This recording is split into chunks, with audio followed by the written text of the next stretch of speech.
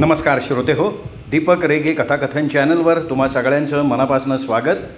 श्रोते हो, आज तुम्ही ऐकणार आहात सुरेशचंद्र वाघ सरांच्या चहा एके चहा या कथासंग्रहातली कथा. पण तत्पूर्वी तुम्ही जर आत्ता चॅनलवर पहिल्यांदा आला असाल किंवा अजूनपर्यंत तुम्ही चॅनल सबस्क्राईब करू शकला नसाल तर एकच विनंती, कृपया चॅनल सबस्क्राईब करा.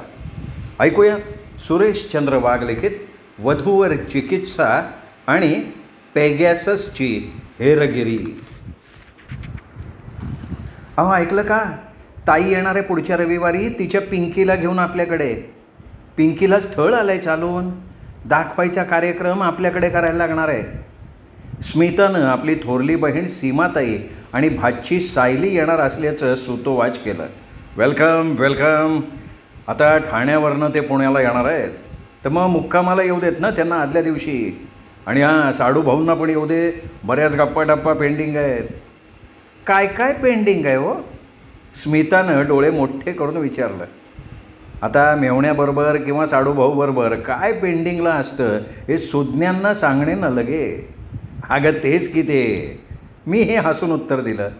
बरं, सगळेच येणार आहेत, स्मिताने खुलासा करून टाकला. पण काय गं, कोणाचं स्थळ आहे, मुलगा काय करतो, आई वडील भावंड, फॅमिली बॅकग्राऊंड काय आहे त्यांचं? अहो मुलगा शेखर ITत आहे, परांजपेंचं स्थळ आहे. वडील विनायकराव बँकेतनं रिटायर झालेत. आई सुधाताई गृहिणी आहे. एक भाऊ आणि एक बहीण आहे. पत्रिका जुळती आहे, अगदी 36 पैकी 36 गुण. स्मितानं हवे 36च्या रेघोट्या ओढत म्हटलं. काय म्हणतेस काय? अगं म्हणजे सगळं सुजलाम सुफलाम आहे, अगदी मणिकांचन योगच म्हणायचा की हा. सुवर्ण अंगठीतल्या मण्यानं सोन्याची शोभा वाढते आणि सोन्यामुळे मण्याची शोभा वाढते. तशी वधूवरांची एकमेकांची शोभा संसारात वाढते, असा हा सुंदर योग आहे. अहो वधूवरांचे 36 गुण जुळत आहेत हे ठीक आहे हो, पण आजकाल घरातल्या सासू दीर नणंद असेल तर जाऊ, ही इतर नाती असतात, त्यांचा नको का विचार करायला? त्यांचा 63चा आकडा आला वाट्याला, मग काय करणार? हल्ली ही नाती खूप नीट तपासून घ्यायला लागतात, परिचित मंडळींकडनं माहिती काढून घ्यायला लागते. अगं पण ही माहिती मिळवायची तर आजकाल अशा सेवा देणाऱ्या काही खाजगी गुप्तहेर एजन्सी आहेत की त्या करतात सल्लागार म्हणून काम, त्यांची मदत घेता येईल. मी अद्ययावत माहिती पुरवली. अहो ते खरं आहे तुमचं, पण वराच्या मंडळींना आपण पेगॅससारखी हेरगिरी करतोय किंवा पाळत ठेवतोय याचा जरा जरी सुगावा लागला तर सगळंच मुसळकेरात, आलेलं स्थळ मोडायचं. आता स्मिताचं म्हणणं खरं होतं. गरम चहाचे गुटके घेत डोक्यात अनेक विचारांची सरमिसळ होत असताना माझ्या वाचनात पेपरातलं जाहिरातीचं पान आलं. त्यातल्या नोकरीविषयक, सौंदर्य साधना, ब्युटी पार्लर, योगचिकित्सा, शेअर मार्केट, गुंतवणूक, यात्रा, केटरिंग, कर्जविषयक या सगळ्यावरून नजर फिरवत वधूवर जाहिरातीवर येऊन मी पोहोचलो. त्या चोखंदळपणे वाचत असताना माझं लक्ष एका ज्योतिषविषयक जाहिरातीच्या चौकटीने वेधलं. अंकज्योतिष, हस्तसामुद्रिक, कुंडलीशास्त्र, चेहऱ्यावरून भविष्य यांच्या विविध लक्षवेधी जाहिराती वाचताना एका वेगळ्याच नवलपूर्ण जाहिरातीवर माझी नजर गेली. जाहिरात होती होरा भूषण सप्रे गुरुजींची. जाहिरातीत लिहिलं होतं, आमच्याकडे अत्याधुनिक अद्ययावत संगणकाच्या साहाय्यानं अनुभवजन्य ज्ञानातून संपूर्ण कुटुंबातील नात्यांचा विचार करून वधूवरांची अष्टपैलू पत्रिका जुळवून दिली जाते. ठळक चौकट होती. पत्रिकेत अडचणी असतील तर कायमस्वरूपी तोडग्यासहित 100% खात्रीशीर समाधान, अवश्य भेट द्या आणि चिंतामुक्त व्हा. स्मिता का ऐकलंस का? अगं चिंताच नको आता. सासरच्या साऱ्या कुटुंबाचीच पत्रिका जुळवून दिली जाते. 100 पैकी 100 गुण जुळतात का हे बघून सगळ्या सासरचं नाणं बंदा रुपये आहे का नाही खणखणीत वाजवून दाखवतात म्हणे. वा, पण सासरच्या सगळ्यांच्या पत्रिका मागणार कोण तपासायला? मांजराच्या गळ्यात घंटा बांधणार कोण? शिवाय ते माहेरकडच्या पत्रिका पण मागतील, त्याचं काय? हा ते खरं आहे, सप्रे गुरुजींना विचारल्याशिवाय याचा खुलासा काय होणार नाही. बघा ना, खुलासा काढा गुरुजींकडनं. स्मितानंही मला साथ दिली. मी चहा पिता पिता त्यांना कॉल लावला. पलीकडून एक तरुण स्त्री रिसेप्शनिस्टचा नाजूक गोड आवाज आला. Hello, morning sir. मी स्वस्तिक कम्प्युटर एक्स्ट्रॉलॉजी रिसर्च सेंटरमधनं बोलते. आपलं स्वागत आहे सर. सांगा सर, काय सेवा करू आपली? नाही, माझी सेवा करू नका. सप्रे गुरुजी आहेत का? त्यांची अपॉइंटमेंट घ्यावी लागते सर. त्याआधी तुम्हाला वधूवरांचा ऑनलाईन बायोडाटा द्यावा लागेल. तुमच्यासाठी स्थळ जुळवायचं का? तिने हसून विचारलं. अहो, मी 2 मुलांचा बाप आहे आणि सुखात होता मी अगदी. मला कुठलं स्थळ जुळवून देणार आहात तुम्ही? मी चाड्या स्वरात म्हणालो. I am sorry sir. I mean, कुणासाठी स्थळ बघताय तुम्ही? रिसेप्शनिस्ट बिंडोक असतात असं माझं ठाम मत आहे. यावर चर्चा करायला आता वेळ नाही. मूळ विषय बाजूला पाडायचा. हे बघा, माझ्या भाचीला स्थळं बघणं चालू आहे. मुलगा येणार आहे बघायला. त्यांची फॅमिली मॅच होते का ते तपासायचे. काय करायला पाहिजे आम्ही ते सांगा. अहो सर, तुमची केस अर्जंट आहे. आमची वेबसाईट आणि ॲपसुद्धा आहे प्ले स्टोअरवर. लोड करून घ्या.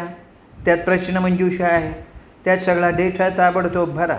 माहिती भरली की गुरुजी लगेच अपॉइंटमेंट देतील. कुठं भेटायचं त्यांना? मी पुढचा प्रश्न लगेच विचारून टाकला. सर, व्हॉट्सअप व्हिडिओवर प्रत्यक्ष येतील ते. तिने माहिती पुरवली. नाश्ता करताना आम्ही स्वस्तिकचं चित्र असलेला त्यांचा ॲप डाउनलोड करून घेतला. प्रायव्हसीचे अनेक सोपस्कार पार करत एकदाचा ॲप उघडला. त्यात प्रश्नमंजुषीचं पान उघडलं. वधूवरांचा बायोडाटा भरताना जेवढं छळता येईल तेवढे प्रश्न होते. अर्थात स्मिताची मला मदत घ्यायला लागली. कौन बनेगा करोडपतीप्रमाणे प्रत्येक प्रश्नाला उत्तराचे 4 पर्याय दिले होते आणि आपल्या शंका कुशंका विचारायला कसलाही वाव नव्हता. उदाहरणार्थ, मुलाचा चेहरा कसा आहे? 1. दाढी मिशा राखतो. 2. नुसत्याच मिशा राखतो. 3. तुळतुळीत दाढी करतो. 4. यापैकी काही नाही. मुलीचा रंग कसा आहे? 1. गोरा. 2. गहूवर्णी. 3. काळा. 4. सावळा. मुलाचे डोळे, मुलीचे डोळे, त्यांच्या भुवया, त्यांच्या ओठांची लकब, डोक्यावरचे केस, केसांची हेअरस्टाईल, नाकाची ठेवण, त्यांची उंची, गालाची खळी, काय आहे आणि काय नाही. आता ही नसत्या चौकशा करणारी माहिती स्थळ जुळवण्यासाठी कशाला लागती आहे? हे सॉफ्टवेअर तयार करणारा ब्रह्मदेवाच्या IT सेलमधला अति हुशार अविवाहित इंजिनियर असला पाहिजे याबद्दल माझी खात्री पटली. सर्व सोपस्कार उरकल्यावर आम्हाला सप्रे गुरुजींनी दुसऱ्या दिवशीच्या गोरज मुहूर्तावरची संध्याकाळी 6:17 अपॉइंटमेंट दिली. अगदी मुहूर्ताभर हुकूम आम्हाला गुरुजींचा व्हॉट्सअप व्हिडिओ कॉल आला. कपाळावर उभा गंध, गोरे पान, तेजस्वी, उंच नाक, बोलके डोळे, हसरा चेहरा, शुभ्र अंगरखा, स्वच्छ धोतर आणि खांद्यावर उपरणं असं त्यांचं व्यक्तिमत्व होतं. नमस्कार चमत्कार झाले. गुरुजींनी एकदम विषयालाच हात घातला. आता अत्तेसाहेब, वधूवरांची पत्रिका छान जुळती आहे. 36 पैकी 36 गुण जुळत आहेत. गुरुजी म्हणाले, आता आपल्याला दोन्ही कुटुंबाचं कॉम्प्रिहेन्सिव्ह म्हणजे सर्वसमावेशक गुण जुळत आहेत का ते तपासायला लागेल. आता गाडीचा कॉम्प्रिहेन्सिव्ह इन्शुरन्स म्हणजे चोरी, अपघात, दंगल, नैसर्गिक आपत्ती, थर्ड पार्टी, अमुक तमुक असा विमा उतरवतात हे मला माहिती होतं. पण लग्न जुळवताना कुटुंबाचे एकत्रित गुण जुळवण्याचा उद्योग कसा चालतो याबद्दल माझी उत्सुकता वाढली. म्हणजे तुम्ही नक्की काय करता गुरुजी? मी गुरुजींना विचारलं. हे बघा, आमचं विवाह जुळवणी कॉम्प्रेसिव्ह कुटुंब मॅचिंग सॉफ्टवेअर आहे. अगदी 360 अंशातनं दोन्ही कुटुंबांची माहिती संकलित करून त्याची छाननी करतो आम्ही. ग्राहकांचं संपूर्ण समाधान हा आमचा नफा. नाही, कमाल आहे. पण तुमचं हे सॉफ्टवेअर काम कसं करतं? ते गोपनीय आहे. पण दोन्ही कुटुंबातल्या प्रत्येक सदस्याचा डेटाबेस आम्ही गोळा करतो. तो सिटी स्कॅनसारखा एकत्रित मांडून तपासला जातो. त्यावरून वधू आणि वर यांच्या भावी वैवाहिक सुखाची गुरुकिल्ली शोधली जाते. अरे गुरुजी, हे सगळं अजब आहे हो. पण तुम्ही वधूवर आणि त्यांच्या घरच्यांचा डेटाबेस कुठून मिळवता? आणि हे सगळ्या कुटुंबाचे कॉम्प्रेसिव्ह गुण कसे जुळवता? मी गुरुजींना खोदून खोदून विचारण्याचा खूप प्रयत्न केला. हे बघा, हे सगळं ट्रेड सिक्रेट आहे. वधूवरांसहित प्रत्येकाचं हस्तसामुद्रिक, न्यूमरॉलॉजी, कुंडलीतल्या ग्रहदशा, फेस रिडिंग म्हणजे चेहऱ्यावरनं भूतभविष्य, नाडी परीक्षा या सर्व बाजूंनी सामरिक माहिती घेतली जाते. पण नाडी परीक्षा कशी करणार तुम्ही? ती काय मेडिकल तपासणी थोडीच आहे. अहो, एक आम्ही सहन करू, वराकडची मंडळी बरी तयार होतील त्यांच्या नाड्यांना हात लावू द्यायला. हे बघा, आम्ही ते तंत्र विकसित केलेलं आहे. तुमच्या नाड्या कधी तपासल्या कुणालाही कळणार नाही बघा. गुरुजी मिश्किलपणे हसून म्हणाले. आपण गुरुजी, कुंडल्यांचं काय, ते कसं शक्य आहे? कसं आहे ना, वधूच्या घरातल्या सगळ्यांच्या कुंडल्या आम्ही देऊ, पण वराच्या कुटुंबियांच्या कुंडल्या कोणी मागायच्या? मांजरीच्या गळ्यात घंटा बांधणार कोण? थत्ते साहेब, कुणीही कुणाच्याही गळ्यात घंटा न बांधता आमचं सॉफ्टवेअर आपलं काम चोख करतं. त्याची पंचाईत तुम्ही नका करू. एवढं बोलून गुरुजी पुन्हा हसले. सध्या पेगॅसस या आंतरराष्ट्रीय हेरगिरी करणाऱ्या प्रकरणावर बराच वादंग मीडियामध्ये चालू असल्यानं मी गमतीत म्हणालो, गुरुजी, पेगॅसससारखं सर्वांची हेरगिरी करणारं सॉफ्टवेअर आहे काय तुमच्याकडे? तसंच म्हणा हवं तर. संगणक क्रांतीत काहीही घडू शकतं. आजकाल IT क्षेत्रात ऑटोमेशननं शिरकाव केला आहे, तसं आमच्या ज्योतिषशास्त्रात पण ऑटोमेशन आलेलं आहे. हो, हे मात्र खरं आहे. ऑटोमेशन म्हणजे पूर्वी माणसं जी कामं करत होती ती मानवी श्रमाची बचत करण्यासाठी स्वयंचलित यंत्रांचा वापर सुरू झाला. मनुष्यबळाची गरज राहणार नसल्यानं ITतल्या लाखो कर्मचाऱ्यांच्या नोकऱ्या जाणार ही बातमीसुद्धा नुकतीच ऐकण्यात आली होती. त्यामुळे ज्योतिषशास्त्रात असं ऑटोमेशन आलं असेल तर नवल म्हणावं लागेल. मी आणखीन काहीतरी विचारणार, तोच सप्रे गुरुजी म्हणाले, हे बघा, तुम्हाला रविवारी दाखवायच्या कार्यक्रमासाठी आमचा मीटिंग हॉल बुक करायला लागेल. चहा, पोहे, वधूवर पक्षाचा आमने सामने, वधू आणि वराची प्रत्यक्ष स्वतंत्र भेट, पेढ्याचा पुडा, हळदी कुंकू सगळी व्यवस्था आम्ही करू. तुम्ही फक्त दोन्ही पक्षांनी तयारीत यायचं. तुमच्या गप्पा टप्पातून दोन्ही पक्षाची माहिती आम्ही संकलित करू. हे सगळं अजब तंत्र ऐकून मी आणि स्मिता चकितच झालो. अलीकडे घरात चहा पोह्याच्या कार्यक्रमापेक्षा बाहेर कुठेतरी हॉटेलात आटोपशीर एकत्र येण्याची टूम निघालीच आहे. त्यामुळे सप्रे गुरुजींचा प्रस्ताव योग्य वाटला. आता यातून दोन्ही कुटुंबांची कॉम्प्रेसिव्ह किंवा सर्वसमावेशक पत्रिका कशी जुळवणार हे मात्र एक न उलगडणारं अप्रूप कोडच होतं. विज्ञान आणि तंत्रज्ञान यांची किमया आघात असते. मेंदूला जास्त ताण न देता आपलं काम सुकर आणि सोपं होत असेल तर होऊ देत ना. आपलं डोकं खाजवण्यापेक्षा कम्प्युटरला काय खाजवायचं ते खाजवू दे. आम्ही आमच्या मनाचं समाधान करून घेतलं. Google pens QR code scan केला. माझ्या खात्यातनं 15,000 रुपये सप्रे गुरुजींकडे खर्चापोटी हस्तांतरित झाले सुद्धा. हॉटेलात गाठी भेटी घ्यायच्या, आता आजकाल एवढा खर्च होणारच नव्हता. पाहण्याच्या कार्यक्रमाला हॉटेलात एकत्र यायला परांजपे कुटुंबियांनी लागलीच संमती देऊन टाकली. परांजपे साहेबांशी मी ओळख करून घेण्याच्या निमित्तानं फोनवर औपचारिक गप्पा मारल्या आणि त्या अनुषंगानं घरातल्या सगळ्यांना घेऊन या म्हणून आमंत्रित केलं. पण आत्तापासून आमचं बोलणं कोणीतरी टॅपिंग करतोय असा मला दाट संशय आला. पण पुरावा कुठं आहे? ठरल्याप्रमाणे आमची मेहुणी सीमाताई, साडूभाऊ दिनकरराव, भाची पिंकी म्हणजेच सायली, भाचा उमेश सर्वजण शनिवारी आदल्या दिवशी ठाण्यावरनं मुक्कामाला आले. रात्री उशिरापर्यंत गप्पांची मैफल रंगली. आमच्या पिढीतली आमची लग्न कशी जुळली त्यातल्या गमती जमती, रुसवे फुगवे. सौ स्मितानं स्वतः न केलेल्या कांद्या पोह्याला मी कसं छान म्हटलं आणि लग्नानंतर ते पोहे खरं तर सीमाताईंनी कसे केले होते हे सांगताना स्मितानं माझी कशी फिरकी घेतली, अशा कित्येक आठवणींची उजळणी झाली. उद्याची तयारी म्हणजे सायलीनी काय घालायचं, साडी नेसावी का आजकालच्या मुली घालतात तसे आधुनिक ड्रेस घालावेत, यावर सुद्धा खल झाला. दुसऱ्या दिवशी सकाळी 10 वाजता आम्ही पूर्वतयारीनिशी हॉटेल अभिरुचीवर पोचलो. हॉटेल प्रशस्त होतं. त्यात विविध समारंभाची सुव्यवस्था होती हे आत प्रवेश करताच लक्षात आलं. समोर स्वागत कक्ष होता. आज जाताच ड्रेसकोडमधल्या भारदस्त साडीतल्या एका सुंदर तरुणीनं आमचं स्वागत करत आम्हाला सुहास्य भारतीय नमस्कार केला. आमचा परिचय आणि चौकशी करून घेऊन आमच्या कार्यक्रमाचा हॉल क्रमांक सांगितला आणि त्या दिशेनं निर्देश करत एका नेकटाय घातलेल्या मदतनीस सेवकाला आम्हाला तिथे घेऊन जायला सांगितलं. स्वागत कक्षात आकर्षक असा लक्षवेधी इलेक्ट्रॉनिक साईन बोर्डसुद्धा होता. त्यावर साखरपुडा, वाढदिवस, 61, सहस्त्रचंद्रदर्शन, लग्नाची ॲनिव्हर्सरी इत्यादी कार्यक्रमांची वेळापत्रकासहित यादी, त्यात कुटुंबाचं नाव आणि हॉल क्रमांक तसंच फ्लोअर क्रमांक याचा उल्लेख होता. साईन बोर्डवर साने परांजपे वधूवर चिकित्सा असा निळ्या इलेक्ट्रॉनिक रंगातला ठळक अक्षरात आमच्या कार्यक्रमाचा उल्लेखसुद्धा होता. इतक्यात परांजपे फॅमिली पण येऊन पोचली. मुलाचे मामा आणि मामीसुद्धा त्यात सामील होते. आम्ही सगळेजण लिफ्टनं आमच्या हॉलकडे पोचलो. हॉल सुंदर होता, प्रशस्त होता. ACची यंत्रणा असली तरी बंद खिडक्यांना आकर्षक पडदे होते. सर्वत्र जस्मिन अत्तराचा सुगंध दरवळत होता. वर आणि वधू पक्ष समोरासमोर बसतील अशा ओळीनं सजवलेल्या टेबल खुर्च्या मांडल्या होत्या.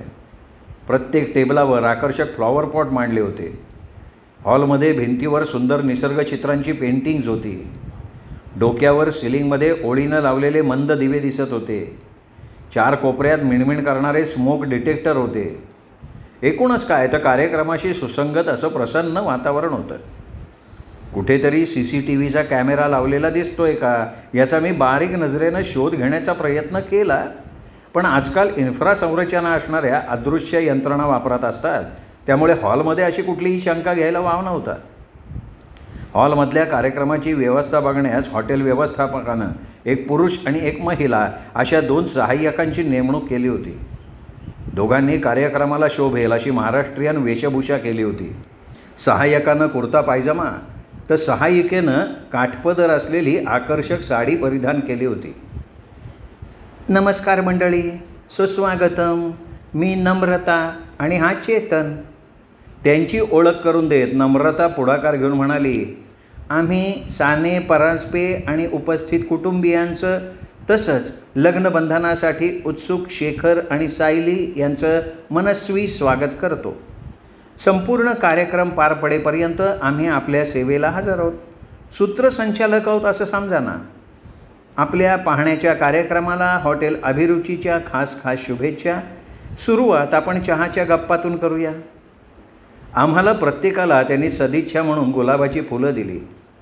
वरपक्ष आणि वधूपक्ष असे आम्ही समोरासमोरच्या खुर्च्यांवर स्थानापन्न झालो. सर्वजण सोयीस्कर रीतीनं बसल्यावर पाठोपाठ 2 वेटर्स चहा कॉफीच्या ट्रे सकट आत आले. प्रत्येकाच्या आवडीनिवडीनुसार कमी जास्त साखरेची चहा कॉफी आली. आम्हाला प्रत्यक्षात न विचारता प्रत्येकाच्या पुढ्यात ज्या पद्धतीनं ती मांडली गेली याचं प्रत्येकाला आश्चर्य वाटलं. मुलगा शेखरचे वडील चहाच घेत नाहीत, त्यामुळे त्यांच्यासाठी शुगर फ्री आलेलं होतं. त्यांच्या मातोश्री सुधाताईंसाठी नेसकॅफे सर्व केलेला होता. शेखरसाठी आणि त्याच्या बहिणीला कोल्ड कॉफी देण्यात आली. आम्ही सगळे कमी साखरेचा चहा घेत असल्यानं खास आल्याचा सुगंधी चहा आला होता. सायलीसाठी हॉट कॉफी आली होती. म्हणजे आमची हेरगिरी आधीपासूनच झाली होती का काय या शंकेने मी चकित झालो. परांजपे कुटुंबियातनं बारीक आवाजात यावर चर्चा झाली, पण त्यांनी तसं व्यक्त केलं नाही. सप्रे गुरुजींचं सॉफ्टवेअर कधीच कामाला लागलेलं होतं याबद्दल माझ्या मनात शंकाच नाही राहिली. ओळख करून घेण्याच्या निमित्तानं आमच्या गप्पांची देवाणघेवाण सुरू झाली.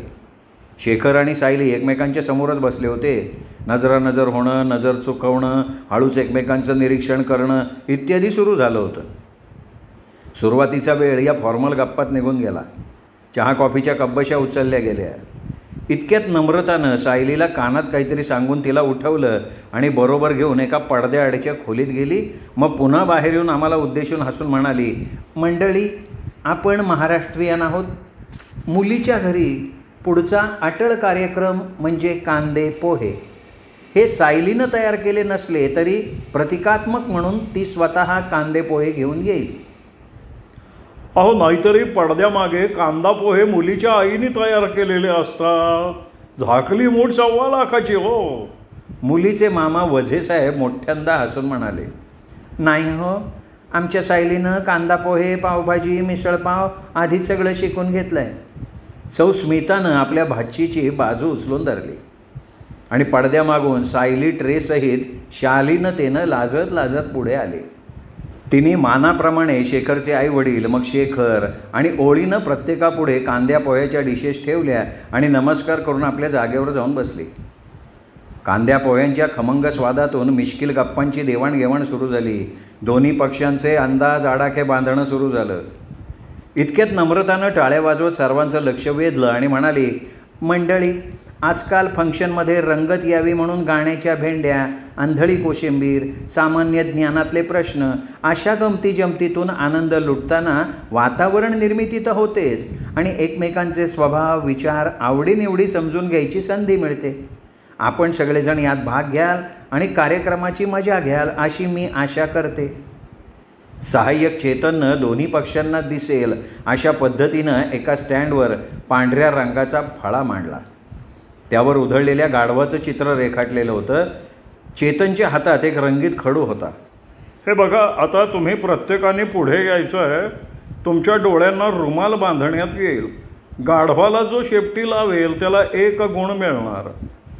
या कामी कुटुंबातला कुणीही एक जण जागा दाखवण्यासाठी तोंडी सांगून मार्गदर्शन करू शकतंय. तो हसून म्हणाला. सर्वांनी हो नाही करत आळीपाळीनं शेपूट लावण्याचा प्रयत्न केला. कार्यक्रमात धमाल तर झाली. प्रत्येकाची हसून हसून पुरेवाट झाली. सगळा हॉल दणाणून गेला. गाढवाला शेपटी लावण्यात सायली आणि शेखर दोघंही यशस्वी झाले. होम मिनिस्टरच्या धर्तीवर चिठ्ठीत लिहिलेल्या चित्रपटाचं नाव ओळखणं, गाण्याच्या भेंड्या यात तासभर कसा गेला कळलं नाही. एकूण काय कार्यक्रम रंगीत संगीत झाला. इतक्यात नम्रतानं जादूच्या प्रयोगाची घोषणा केली. तिने प्रत्येकाला चिठ्ठ्या वाटल्या आणि त्यावर आपली जन्मतारीख लिहायला सांगितली. प्रत्येकाची ती तारीख गोपनीय राहील असंही सांगितलं. सगळ्या चिठ्ठ्या बंद घड्यांसहित एका काचेच्या जगामध्ये गोळा केल्या. सायली आणि शेखर यांना त्यात हात घालून चिठ्ठ्यांची भेसळ करायला सांगितली. नंतर जगभोवती जादूची कांडी फिरवून नम्रतानं सर्व बंद चिठ्ठ्या चेतनकडे दिल्या. चेतननी त्या चिठ्ठ्या एक एक करून ओळीनं पुन्हा आम्हाला वाटल्या आणि आश्चर्य आहे की ज्याची त्याची जन्मतारीख ज्याच्या त्याच्याकडे परत आली होती. अक्षरशः सगळेजण थक्क झाले. सगळ्यांच्या जन्मतारखा मोठ्या हिकमतीनं घेऊन सप्रे गुरुजींचं सॉफ्टवेअर त्यांच्या कुंडल्या तयार करणार हा कावा माझ्या चटकन लक्षात आला. पण प्रत्येकाच्या चिठ्ठ्या प्रत्येकाला अचूक परत कशा दिल्या गेल्या हे रहस्य काही मला समजलं नाही. सप्रे गुरुजींचं स्वस्तिक सॉफ्टवेअर सगळ्यांवर कुठून तरी लक्ष ठेवू नये अशी माझी खात्रीच झाली. नंतर सायली आणि शेखर यांना दोन्ही बाजूंनी प्रश्न विचारण्याचा कार्यक्रम झाला. दोन्ही बाजूंनी खेळीमेळीतून आपापले प्रश्न विचारले. मुलाच्या मामांनी सायलीला अनेक प्रश्न विचारले तर मी शेखरची विशेष चौकशी केली.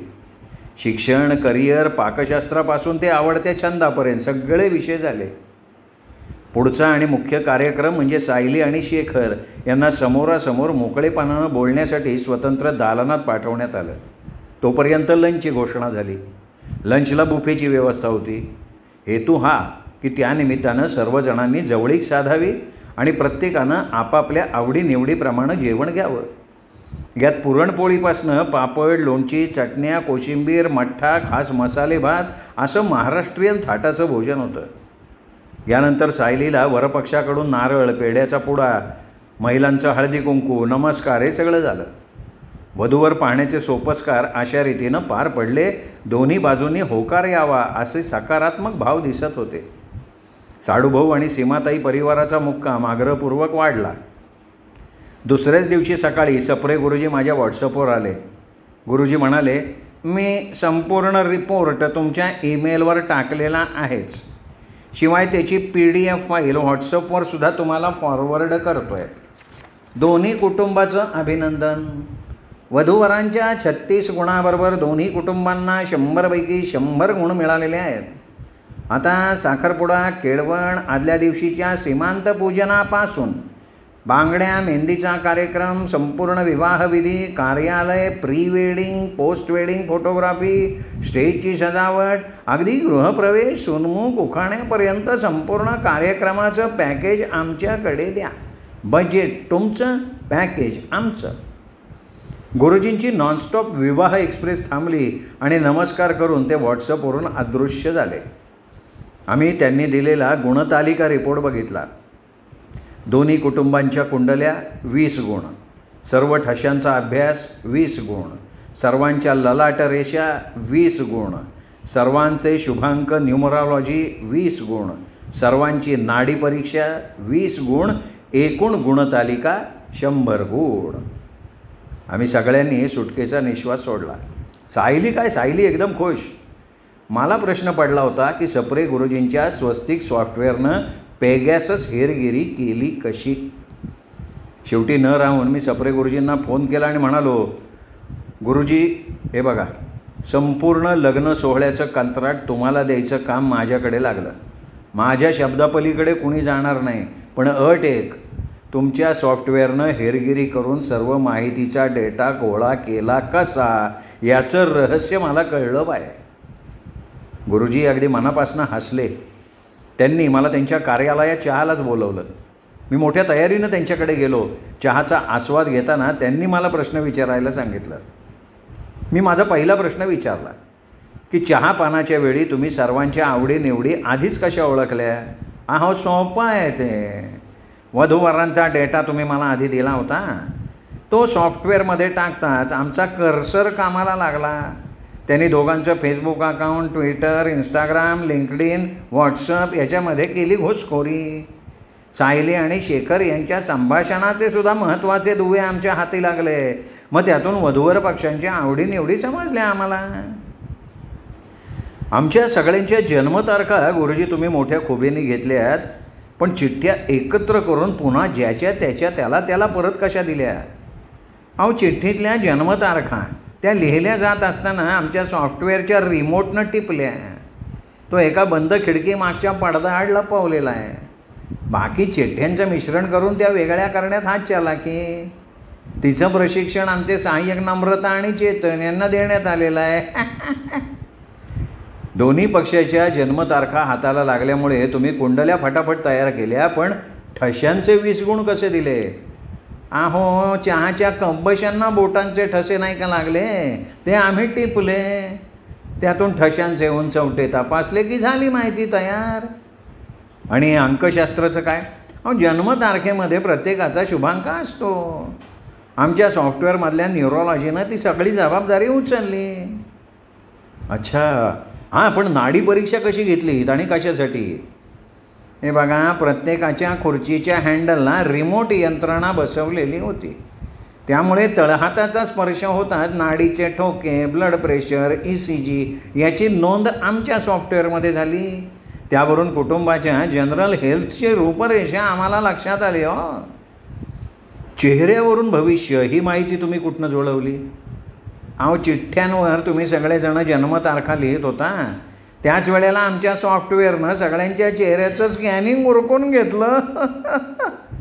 गुरुजींनी हेरगिरीचं सगळं रहस्य उलगडलेलं होतं, पण माझ्या मनात एक शंका शिल्लक होती.